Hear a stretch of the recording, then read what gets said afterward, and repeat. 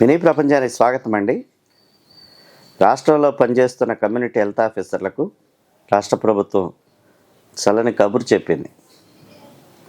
ఇప్పటి వరకు రాత్రి 8 గంటల సమయంలో వేయవలసిన ఎఫ్ఆర్ఎస్ను రద్దు చేస్తూ ఒక కీలకమైన నిర్ణయం తీసుకోవటం జరిగింది. వాస్తవానికి నిర్ణయం ఏప్రిల్ మొదటి వారంలోనే జరిగినప్పటికీ ఆలస్యంగా కమ్యూనికేట్ కావటం వలన ఇప్పుడు ఈ వీడియో చేయాల్సి వస్తుంది.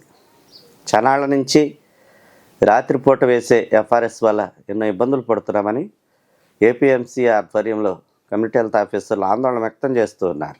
దానికి సంబంధించి ఏపీఎంసీ ప్రతినిధులు ప్రభుత్వాన్ని సంప్రదించడం, రిప్రజెంటేషన్లు ఇవ్వటం, కమ్యూనిటీ హెల్త్ ఆఫీసర్లు కూడా వైద్యారోగ్య శాఖ మంత్రి సత్యకుమార్ యాదవ్ గారు వారి దగ్గరకు వచ్చినప్పుడు కూడా వారు రిప్రజెంటేషన్లు ఇవ్వటం, వ్యక్తిగతంగా కలిసి వారి యొక్క బాధలను వివరించడం, ఇదంతా కూడా తరచుగా జరుగుతుంది. మొత్తానికి కమ్యూనిటీ హెల్త్ ఆఫీసర్ల యొక్క సమస్యను మరి మానవతా దృక్పథంతో అర్థం చేసుకున్న ప్రభుత్వం వారికి అనుకూలంగా నిర్ణయం తీసుకోవటం అనేది సంతోషించదగిన పరిణామంగా కనపడతా ఉంది. ఎందుకంటే సుమారు 8,500 మంది కమ్యూనిటీ హెల్త్ ఆఫీసర్లు మహిళలు పనిచేస్తున్నారు.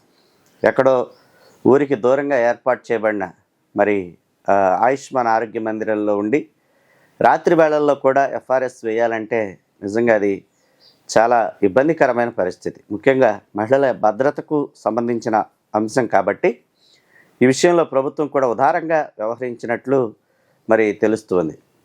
ఎవరికైతే రాత్రి వేళ ఎఫ్ఆర్ఎస్ వేయలేదని సుమారు 5,000 రూపాయల వరకు కట్ చేస్తూ వచ్చారు వారి యొక్క జీతం నుండి లేదా వారికి ఇచ్చే ఇన్సెంటివ్ నుండి, దానిని కూడా మరి త్వరలోనే మరి వారి ఖాతాలకు జమ చేస్తామని ప్రభుత్వం ప్రకటించడం అనేది కూడా మరొక సంతోషకరమైన వార్తగా కనిపిస్తుంది. అంటే పోరాడితే పోయేదేమీ లేదు, బానిస సంఖ్యలు తప్ప అనే మరి ఒక గొప్ప మరి నిర్వచనానికి ఈ ఉదంతం చక్కని మరి ఉదాహరణగా కనిపిస్తున్న నేపథ్యంలో ఏపీఎంసీ ఆధ్వర్యంలోనే మొత్తానికి పోరాటం అంతా కూడా వాళ్ళందరూ ఏకతాటిపై ఉండి, కమ్యూనిటీ హెల్త్ ఆఫీసర్లకు వేరే సంఘం లేదు, కేవలం ఏపీఎంసీ అనే ఒక సంఘాన్ని పెట్టుకొని వాళ్ళు చేస్తున్న పోరాటం నిజంగా మరి హర్షించదగింది. ఆ పోరాటంలో భాగంగా సాధించుకున్న మరి ఈ యొక్క గొప్ప అవకాశాన్ని కూడా ప్రతి ఒక్కరూ మరి హర్షించాల్సిన సంగతి.